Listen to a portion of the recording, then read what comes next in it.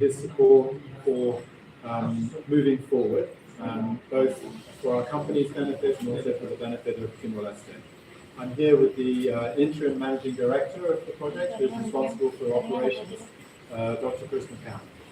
Thank you. Yes, we really appreciate the support of the Prime Minister and bringing this exciting project to the next phase and delivering the energy for the people of Timor-Leste.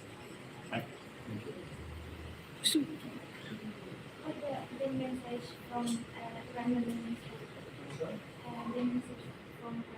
Minister. I think the Prime Minister sees our project as very important, and it's something that can happen in the near future. And so I think he was very supportive of what we are trying to do, and encouraging the various regulators, ministries, and companies in Timor to work with us to a successful outcome. You want to implement this? So we are hoping to drill additional wells onshore with regard to developing potential oil reserves and also gas reserves. Thank you.